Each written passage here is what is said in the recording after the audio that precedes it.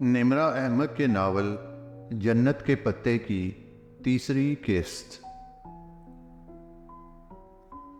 सुनो वो, तभी इसे वो रिश्ते वाली बात याद आई। ओह आई एम सॉरी, इन लोगों ने रिश्ते से इनकार कर दिया। वो तो वीडियो देख के करना ही था। खैर जाने दो, अच्छा ही हुआ। वो मुतमईन थी। इरम, तुमने कभी मोबाइल कनेक्शंस के इश्तिहारों में वो इबारत पढ़ी है कि गैर तस्दीकशुदा सिम का इस्तेमाल जुर्म है? हाँ तो क्या तुम्हें मालूम है कि सिम रजिस्टर करवाना क्यों ज़रूरी होता है? क्यों? ताकि कोई किसी की सिम का गलत इस्तेमाल ना कर सके, चाहे वो दहशतगर्दी की वारदात हो या किसी को रॉन्ग कॉल्स करना। ये सब साइबर क्राइम के तहत आता है। Cyber crime? इरम ने पलकें झुकाईं। इरम, हमारी पर्सनल वीडियो इंटरनेट पर डाल देना भी तो एक संगीन जुर्म है। हम इसकी रिपोर्ट कर सकते हैं, मगर हम किसको रिपोर्ट करेंगे? वो नीम रजामंद हुई तो हया ने झट अपना मोबाइल निकाला। पीटीए को। दरवाज़ा बंद करो, मैं हेल्पलाइन से नंबर मिलाती हूँ। पीटीए की हेल्पलाइन का नंबर आसानी से मिल गया, मगर ऑपरेटर ने नहायत शाइस्तगी से ये कहकर माजरत कर ली कि इस तरह के केस की साइबर क्राइम या किसी इंटेलिजेंस के साइबर सेल को रिपोर्ट करना होगा। हया ने इनसे मुल्क की सबसे बड़ी सरकारी सिविलियन एजेंसी के साइबर क्राइम सेल का ईमेल एड्रेस ले तो लिया, लेकिन अब वो मुतज़ब्ज़ब बैठी थी। ये इंटेलिजेंस वाले बड़े ख़तरनाक लोग होते हैं इरम, मगर अब ये तो करना ही है। और वाकई करना तो था। इरम ने लैपटॉप खोला और बहुत बहस व तमहीज़ के बाद उन्होंने एक कंप्लेंट लिखी और इस पते पर भेज दी जो पीटीए से इनको मिला था। बमुश्किल 10 मिनट गुजरे थे कि हया का मोबाइल बजा। चमकती स्क्रीन पर प्राइवेट नंबर कॉलिंग लिखा आ रहा था। ये कौन हो सकता है? इसने अचंभे से मोबाइल कान से लगाया। हेलो। दूसरी तरफ ज़रा सी खामोशी के बाद एक भारी गंभीर आवाज़ सुनाई दी। अस्सलाम वालेकुम मिस हाया सुलेमान। जी, आप कौन? मैं मेजर अहमद बात कर रहा हूँ, साइबर क्राइम सेल से। आपने हमारी एजेंसी में रिपोर्ट की है। हमें अभी आपकी कंप्लेंट मौसूल हुई है।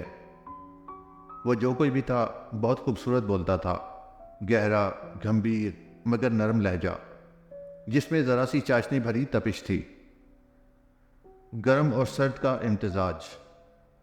मगर मेजर अहमद, मैंने कंप्लेंट में अपना नंबर तो नहीं लिखा था, वो धक धक करते दिल के साथ कह रही थी। इरम भी हैरत भरे खौफ से इसको देख रही थी। जवाबन वो धीरे से हंस दिया। नंबर तो बहुत आम सी चीज़ है मिस सुलेमान, मैं तो आपके बारे में बहुत कुछ जानता हूँ। क्या? यही कि आप सुलेमान असर की बेटी हैं। आपके वालिद की एक कंस्ट्रक्शन कंपनी है। आपका भाई रोहेल जॉर्ज मेसन यूनिवर्सिटी में ज़ेर तालीम है। ख़ुद आप इंटरनेशनल इस्लामिक यूनिवर्सिटी में LLB ऑनर्स शरिया एंड लॉ की 5वें साल में हैं। फरवरी में आप एक्सचेंज प्रोग्राम के तहत इस्तांबुल जा रही हैं, गालिबन सबांजी यूनिवर्सिटी में। और पिछले हफ्ते अपने कज़न और फुरकान की मेहंदी की फंक्शन पर बनने वाली वीडियो की इंटरनेट पे अपलोडिंग को आपने रिपोर्ट किया है। Is that right ma'am? वो दम बखुद सुनती जा रही थी, बमुश्किल बोल पाई। जी वही वीडियो। अब आप क्या चाहती हैं? यही कि आप इसे वेबसाइट से हटा दें। इसकी आवाज़ में बहुत मान, बहुत मिन्नत भर आई थी। ओके, और कुछ? और जिन लोगों के पास इसकी सीडी है वो भी। आगे इसका गला रंध गया। एहसासे तौहीन से कुछ भी बोला ना गया। मैं शहर के एक एक बंदे से वो वीडियो निकलवा लूंगा, आप बेफिक्र रहिए। और इसे लगा मनोबोझ इसके ऊपर से उतर गया हो। Thank you major Ahmed. इसके अंदाज से लग रहा था वो फ़ोन रखने वाली है, तो वो बोल उठा। थैंक यू तो आप तब के हैं जब मैं ये काम कर दूं, और इस काम को महज शुरू करने के लिए भी मुझे आपका ताउन चाहिए। कैसा ताउन? मैडम, आपको ज़रा सी तकलीफ़ करनी होगी। आपको इस वीडियो की बाकायदा रिपोर्ट करने के लिए मेरे ऑफिस आना होगा। क्या? नहीं, मैं नहीं आ सकती। वो परेशानी से हकला गई। इरम भी फिक्रमंदी से इसका चेहरा देखने लगी। फिर तो ये काम नहीं हो पाएगा। ऐसे स्टेप फ़ोन पर नहीं लिए जा सकते। इसे लगा वो महजूज सा मुस्कुरा रहा था। मगर मैं नहीं आ सकती। और वो कैसे आ सकती थी? अगर किसी को पता चल जाता तो कितनी बदनामी होती। आपको आना पड़ेगा, मैं गाड़ी भेज देता हूँ। नहीं नहीं, अच्छा खुदा हाफिज। इसने जल्दी से फ़ोन बंद कर दिया। भाड़ में गया ये और इसका साइबर क्राइम सेल। अगर अब्बा या ताया अब्बा को पता चल गया कि हम एक एजेंसी के हेडक्वार्टर्स गए हैं तो हमारी टांगें तोड़ देंगे वो। मैं तो पहले ही कह रही थी कि रिपोर्ट ना करो। प्राइवेट नंबर से फिर कॉल आने लगी थी। इसने झंझलाकर फ़ोन ही ऑफ कर दिया। इस वीडियो से ज़्यादा मेजर अहमद ने इसे ब्लैकमेल किया है। ये ख्याल फिर सारा दिन इसके जहन में गूंजता रहा। वो बहुत थकी हुई पासपोर्ट ऑफिस से निकली थी। इस्लामाबाद से पिंडी का इतना लंबा और रश भरी सड़क पर थका देने वाला सफ़र करके वो आज पासपोर्ट ऑफिस से अपना पासपोर्ट उठाने आई थी। मगर यहाँ इल्म हुआ कि पासपोर्ट 14 जनवरी को ही मिल पाएगा और अभी 14 जनवरी में पूरा हफ्ता बाकी था। इस्लामाबाद में कोई तकनीकी मसला था, इसलिए इसे पिंडी में ही अप्लाई करना पड़ा था। वापसी पर भी इतना ही रश था। कुछ शॉपिंग के बाद वो मड़ी रोड पर आई तो मगरिब छा रही थी। सड़क गाड़ियों से भरी पड़ी थी और गाड़ियों के ये सैलाब बहुत सुस्त रवि से बह रहा था। सिग्नल पर इसने गाड़ी रोकी और शीशे खोल दिए। इसका जहन अभी तक पासपोर्ट में उलझा हुआ था। यकायक कोई इसकी खिड़की पर झुका। सोनियो, क्या सोच रहे हो? वो बुरी तरह चौंकी और सर उठाकर देखा। ये वही था, डोली। नागवारी की एक लहर इसके चेहरे पर सिमट आई। इसे भूल गया कि कभी डोली ने इस पर कोई एहसान किया था। हटो सामने से, वो छिड़क कर बोली। वो खुली खिड़की में इस तरह हाथ जमा कर खड़ा था कि वो शीशा ऊंचा नहीं कर सकती थी। लो बाची, मैं तो सलाम दुआ करने आई थी और आप गुस्सा कर रही हो। इस रोज़ वाले सख्त तासुरात डोली के चेहरे पर नहीं थे। इसके चेहरे पर कराहियत भरी मासूमियत थी। हटो सामने से, वरना मैं पुलिस को बुला लूँगी। हाय बाजी, डोली से ऐसी बात करती हो? और आपकी तारीफ़ें कर करके डोली ने मेरा सर खा लिया था। इसने आवाज़ पर सर घुमाकर देखा तो फ्रंट सीट की खुली खिड़की पर एक और ख्वाजा सरा खड़ा था। डोली की स्याह रंगत की निस्बत इसका रंग ज़रा साफ था। वो दोनों हाथ खिड़की की चौखट पर दिए खड़ा था। ये कौन हो तुम? हटो मेरी गाड़ी से। इसे ठंडे पसीने आने लगे थे। ये जी मेरी बहन है पिंकी। बड़ा शौक था जी इसे आपसे मिलने का। एक बड़ी ज़रूरी बात करनी थी जी हमें आपसे। Get lost. इसने हाथ बढ़ाकर शीशा ऊंचा करना चाहा, मगर पिंकी ने अपना हाथ अंदर कर दिया। एकदम से इसकी कलाई सामने आई थी। इसकी कलाई पर एक गुलाबी सुर्ख सा कांटा बना था, जैसे जला हो या शायद बर्थमार्क। हटो, ऐसे गेट लॉस्ट। वो आलम तैश में शीशा ऊपर करने लगी, मगर पिंकी ने इस पर अपने हाथ रख दिए। शीशा ऊपर नहीं हो पा रहा था। बाजी, ऐसे ना करो पिंकी नाल, इसका हाथ जख्मी हो जाएगा बाजी। डोली ने पीछे से कहते हुए हाथ बढ़ाकर इसके कंधे पर रखा तो वो त्युरा कर घूमी। इसने डोली को धक्का दिया और वो लड़खड़ाकर चंद कदम पीछे हटा तो इसने जल्दी से शीशा ऊपर चढ़ा दिया। अब तुम भी हटो इधर से, वरना मैं लोगों को इकट्ठा कर लूँगी। वो हाथ बढ़ाकर पिंकी की तरफ वाला शीशा बंद करने लगी, लेकिन वो अड़ ही गया था। बाजी जी, मैं तो तुहानू डोली की दिल की बात बताने आई थी और तुसा इस तरह कर रहे हो। ये जो डोली है ना, ये बड़ा पसंद करती है आपको, मगर इकरार नहीं करती।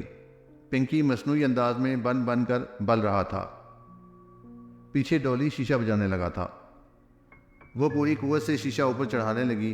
पिंकी ने लम्हे भर को गर्दन मोड़कर डोली को देखा तो इसकी गिरफ्त जरा ढीली हुई। हया ने फौरन शीशा ऊपर चढ़ाया। पिंकी ने चौंक कर देखा, फिर उंगलियां खींचनी चाहीं, मगर वो मुसलसल शीशा ऊपर कर रही थी। पिंकी की उंगलियां फंस कर रह गईं। ओ छड्डो बाजी जी। दफतन पिंकी के दाएं हाथ की उंगली से खून की बूंद टपक कर शीशे पर गिरी तो इसे होश आया। एक झटके से इसने लीवर नीचे किया। शीशा 1 इंच नीचे गिरा। पिंकी ने गुस्से से इसे घूरते हुए हाथ बाहर खींचे।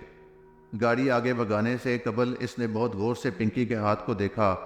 दायां हाथ, जिसकी कलाई पर कांटे का जला हुआ निशान था कि शहादत की उंगली से खून निकल रहा था, और बाकी दोनों हाथों की उंगलियों के ऊपर पोरों की कुदरती लकीर पर मोटी सी भूरी लकीर बन गई थी।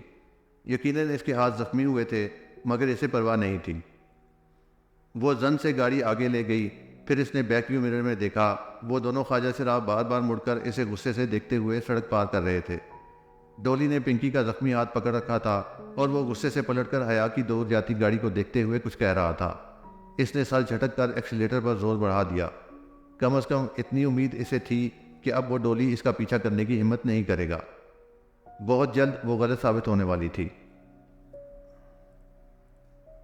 हया, हया। जैसे ही वो घर में दाखिल हुई, लाउंज में बैठे सलमान साहब तेजी से इसकी तरफ आए। इनके चेहरे पर गैर गज़ब छाया हुआ था। ये वीडियो तुम्हारी है? तुम मुजरे करती हो?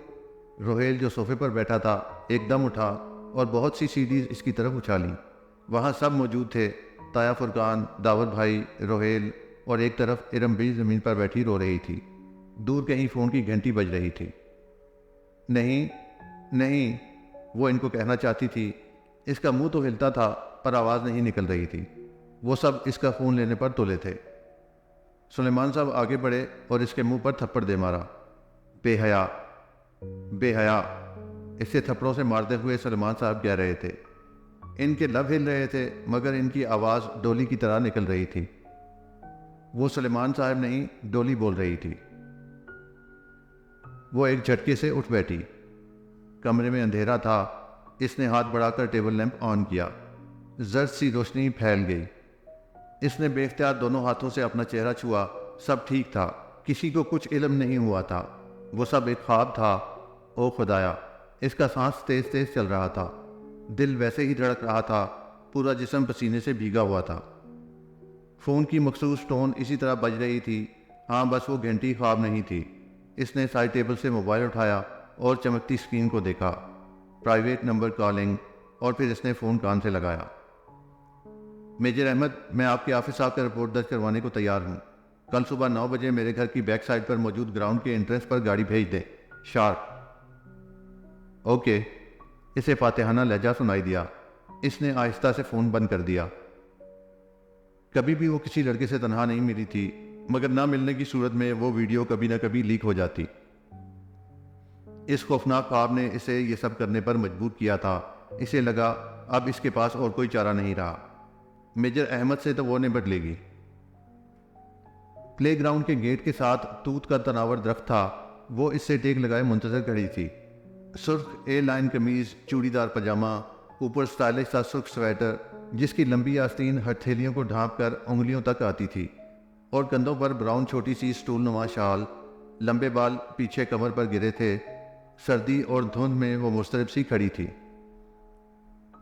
इरम या अयाज, इसने किसी को नहीं बताया था। ये खतरा इसको अकेले मोल लेना था। दफतन इसने बेचैनी से घड़ी देखी। 9 बजने में 1 मिनट था। इसी पल एक कार जन से इसके सामने आकर रुकी।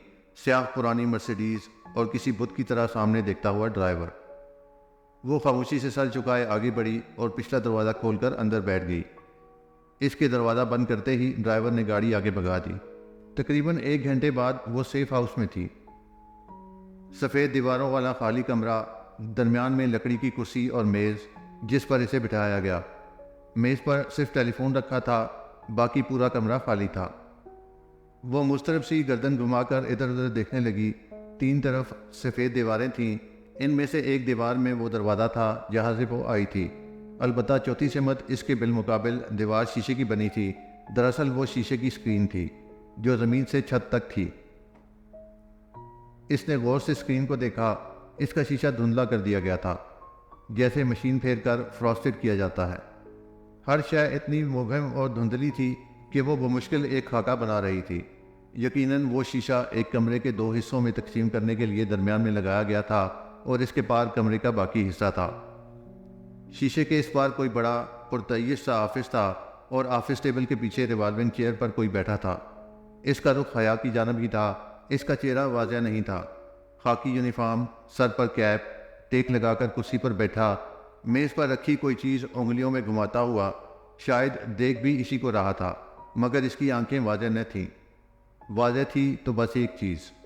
इस ऑफिसर के गंदमी चेहरे के दाएं तरफ वाले आधे हिस्से पर एक बदनुमा सी कालक, जैसे आधा चेहरा झुलस गया हो। दफतन वो शख्स आगे को झुका और मेज़ से कुछ उठाकर कान से लगाया। गालिबन फ़ोन का रिसीवर था। यकदम हया के सामने मेज़ पर रखा फ़ोन बजने लगा। वो चौंकी। फ़ोन मुसलसल बज रहा था। क्या वो शख्स इसे कॉल कर रहा था? इसने धड़कते दिल से रिसीवर उठाया और कान से लगाया। हेलो, अस्सलाम वालेकुम miss Haya Suleman, this is major Ahmed. वही भारी नरम गरम सा खूबसूरत लहजा। वालेकुम अस्सलाम। वो फ़ोन हाथ में पकड़कर कान पर रखे यकटक सामने स्क्रीन को देख रही थी, जिसके पार आधे झुलसे चेहरे वाला ऑफिसर फ़ोन थामे बैठा था। क्या वही मेजर अहमद था? मैं उम्मीद करता हूँ कि हमने आपको ज़्यादा तकलीफ़ नहीं दी। जी। इसको घुटन महसूस होने लगी थी। मेरे सामने लैपटॉप पर सिस्टम खुला हुआ है, मुझे एक क्लिक करना है और आपकी वीडियो सफ़ा हस्ती से ऐसे मिट जाएगी जैसे कभी बनाई ही नहीं गई थी। दीवार के इस पार धुंधले मंजर में बैठे ऑफिसर के सामने भी लैपटॉप खुला पड़ा था। तो वो मेजर अहमद था। वो सामने क्यों नहीं आता था? और शहर के एक एक बंदे से मैं ये वीडियो निकलवा चुका हूँ। बोले हया, मैं क्लिक कर दूँ? और वो रिपोर्ट? समझे वो दर्ज हो गई। इसे लगा वो मुस्कुराया था। मगर आपने कहा था कि मुझे रिपोर्ट के लिए। गलत कहा था, एक्सक्यूज़ बनाया था। बाज़ औक़ात बहाने बनाने पड़ते हैं, तब जब मज़ीद सब्र नहीं होता, समझी? फ़ोन को जकड़ा, इसका हाथ पसीने में भीग चुका था। ये शख्स इतनी अजीब बातें क्यों कर रहा था? आप क्लिक कर दें, बमुश्किल वो कह पाई। वो शख्स झुका, शायद बटन दबाने, और फिर वापस पीछे होकर बैठ गया। कर दिया। Oh thank you major Ahmed. इसका गला रंधने लगा था। एक बात पूछूं? जी। क्या ये वीडियो जाली थी? नहीं थी तो असली। तो आप इतनी डर क्यों रही थी? जाहिर है ये हमारी फैमिली वीडियो थी और शादियों पर डांस की वीडियो हम नहीं बनवाते। क्यों? वो पैर दर पे सवाल कर रहा था। क्या मतलब क्यों? शादियों की वीडियो सर्कुलेट होती हैं हर जगह। अच्छा लगता है हमारे डांस की वीडियो पराए लोग देखें। मगर पराए लोग लाइव तो देख सकते हैं। गालिबन इस वीडियो में मुझे वेटर्स, मूवी मेकर और डीजे नज़र आ रहे थे। वो भी तो पराए मर्द थे ना। मैं समझ नहीं पाया कि अगर आप इसी तरह रक्स करने को सही समझती हैं तो वीडियो के बाहर निकलने पर परेशान क्यों थी? मैं आपके सामने जवाब देते नहीं हूँ, वो दुरुस्ती से बोली। ठीक कहा आपने। खैर, एक और बात पूछूं? पूछिए। अब इसकी आवाज़ में अजनबियत दर आई थी। कभी कोई आपके लिए जन्नत के पत्ते तोड़ कर लाया है? हम दुनिया वालों ने जन्नतें कहाँ देखी हैं मेजर अहमद? इसके चेहरे पर तल्खी रकम थी। तभी तो हम दुनिया वाले जानते ही नहीं कि जन्नत के पत्ते कैसे दिखते हैं। कभी कोई आपको ला दे तो इन्हें थाम लीजिएगा, वो आपको रुसवा नहीं होने देंगे। इसके चेहरे की तल्खी सुकूत में ढलती गई। कौन था इस पार? आप सुन रही हैं? जी जी। वो चौंक कर संभली। मैं चलती हूँ। वो रिसीवर कान से हटाने ही लगी थी कि वो कह उठा, एक मिनट, एक आखिरी सवाल करना है मुझे। वो उठते उठते वापस बैठ गई। जी पूछिए। आप मुझसे शादी करेंगी? इसे जोर का धचका लगा। वो गुमसी फटी फटी निगाहों से धुंधली दीवार को देखे गई। बताइए मिस हया। इसके लब भिंच गए। हैरत और शाक पे गुस्सा गालिब आ गया। मिस हया नहीं, मिसेस हया। एक एक लफ्ज़ चबा कर बोलती वो पर्स थाम कर उठी। फ़ोन का रिसीवर अभी तक पकड़ रखा था। क्या मतलब? वो वाज़े चौंका था। अफसोस कि मेरे बारे में इतनी मालूमात रखने के बावजूद आप मेरे बचपन में होने वाले निकाह से बेखबर हैं। वो निकाह जो मेरे कज़न जहान सिकंदर से मेरे बचपन में ही पढ़ा दिया गया था। मैं शादीशुदा हूँ और मेरा शौहर तुर्की में रहता है। ओह, आपकी वो रिश्तेदार फैमिली जो कभी पाकिस्तान आई ही नहीं। जानता हूँ। आपकी पप्पो का ख़ानदान जो ज़िल्लत और शर्मिंदगी के मारे अब शायद कभी इधर का रुख नहीं करेगा। आखिर कारनामा भी तो बहुत शर्मनाक अंजाम दिया था ना। इनका इंतज़ार कर रही हैं आप? अरे बचपन का निकाह तो कोर्ट की एक ही पेशी में ख़त्म हो जाता है। Shut up, just shut up mister Ahmed, वो चिल्लाई। आपकी हिम्मत भी कैसे हुई ये बात करने की? अरे भाड़ में जाएं आप और आपकी वो वीडियो।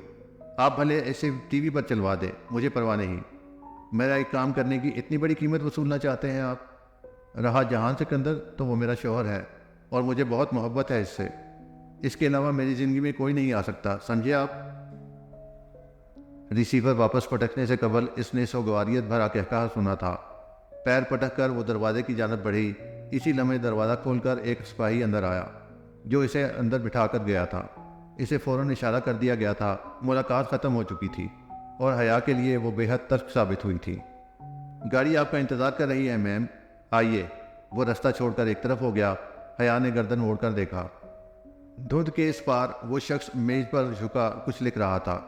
इसे लगा इसने इसकी मेज़ पर किसी सुर्ख शय की झलक देखी है, शायद सुर्ख गुलाबों के गुलदस्ते की, या शायद ये इसका वहम था। जिस लम्हे वो इस पुरानी कार की पिछली सीट पर बैठी तो खुले दरवाजे से इस सिपाही ने इसे एक सुर्ख गुलाबों का बुके थमाया। गो के इसके साथ कोई ख़त न था और वो फूल भी इन सफ़ेद फूलों से कतन मुख्तलिफ थे। फिर भी इसे यकीन हो गया कि वो गुमनाम खतूत भेजने वाला भी मेजर अहमद ही था और वो इसे बहुत पहले से जानता था। ये जाकर अपने मेजर अहमद के मुंह पर दे मारो। इसने बुके सिपाही की बाजू में फेंका और दरवाज़ा खटाक से बंद किया। गाड़ी जन से आगे बढ़ गई। हया, हया। शाम में इरम भागती हुई आई। खुशी इसके अंग अंग से फूट रही थी। वो वीडियो इस वेबसाइट से रिमूव हो गई है। इसने फरते जज्बात से तकरीबन बेड ग्राउंड से टेक लगाकर बैठी हया को झंझोड़ ही दिया था। मगर कैसे हुआ ये सब? इस वेबसाइट वाले को खुदा का खौफ आ गया होगा, मुझे क्या पता। वो लापरवाही से अनजान बन गई। हूँ शायद, मगर अच्छा ही हुआ। और हाँ, तुम्हारी तुर्की की फ़्लाइट कब है? पता नहीं, पहले पासपोर्ट तो मिले फिर ही वीज़ा मिलेगा। इसको इरम की मौजूदगी से कोफ्त होने लगी थी। कुछ इसके तासुरात से वाज़ह हो रहा था, इसलिए इरम जल्द ही उठकर चली गई। फिर वो सोचों में गुम हो गई। मेजर अहमद, इसका आधा जुलसा चेहरा, सामने ना आना, पर्दे के पीछे से बात करना, और इसकी वो अजीब फ़लसफ़ियाना बातें, जन्नत का तज़किरा, बाज़ पुरस करना, और फिर मुझसे शादी का सवाल। ओ मेरे खुदाया, कैसा अजीब आदमी था वो। और इसकी एक बात जिसके बारे में वो इस वक्त शदीद तैश में होने के बायस सवाल ही नहीं कर सकी थी। आपकी फुप्पो का ख़ानदान जो ज़िल्लत और शर्मिंदगी के मारे अब शायद इधर का रुख भी नहीं करेगा। आखिर कारनामा भी तो बहुत शर्मनाक अंजाम दिया था। क्यों कही थी इसने ये बात? कैसी ज़िल्लत और शर्मिंदगी? कैसा शर्मनाक कारनामा? फुप्पो का ख़ानदान वाक़अतन पलट कर नहीं आया था, तो क्या इसकी वजह इनके अपने मुल्क और ख़ानदान से बेजारी नहीं थी जैसा कि वो क़यास करती थी, बल्कि कोई और थी? कोई ज़िल्लत अमेज़ काम जो उन्होंने अंजाम दिया था। और उन्होंने किसने? फुप्पो, इनके शोहर, या जहान सिकंदर ने? क्या गुत्थी थी भला?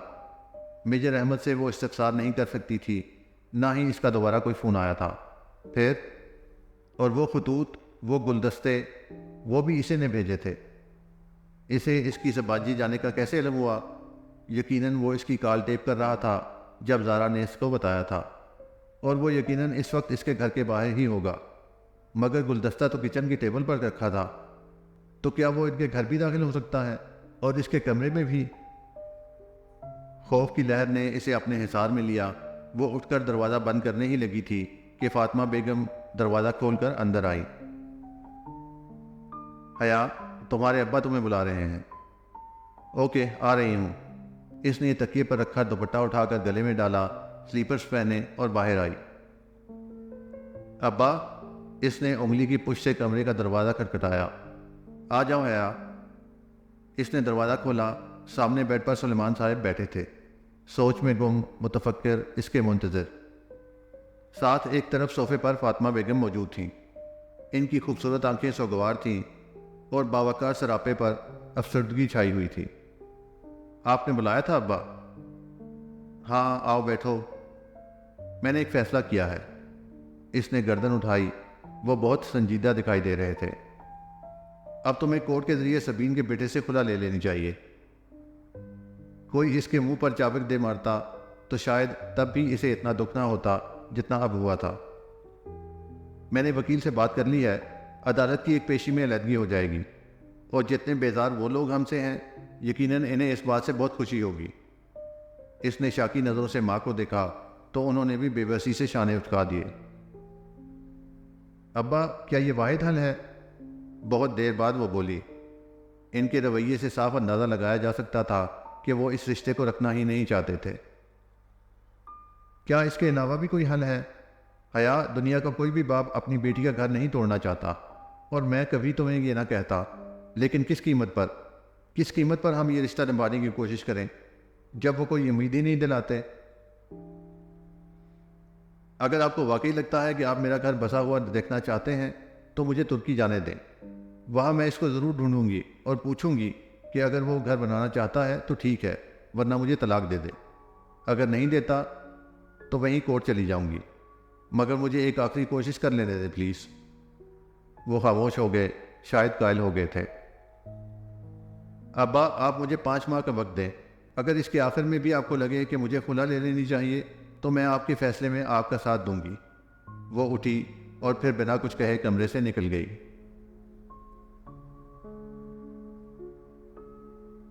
वो खपती लड़की इसे क्लास के बाहर ही मिल गई। वो फाइलें संभालती बाहर जा रही थी जब इसने हया को रोक लिया।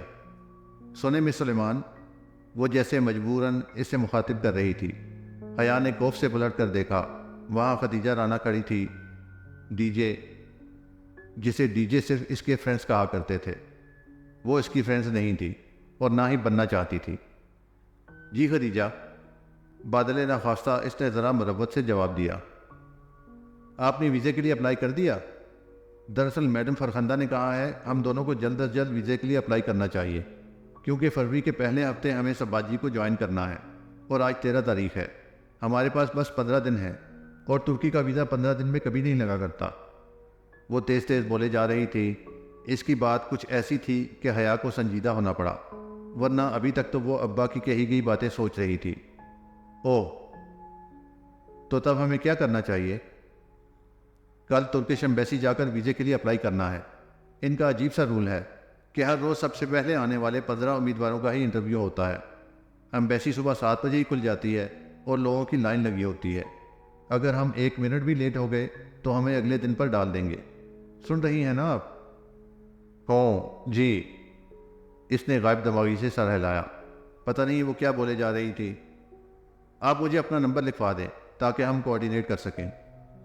इसने बेदली से अपना नंबर लिखवाया। खदीजा इसे अपने फ़ोन पर नोट करती गई।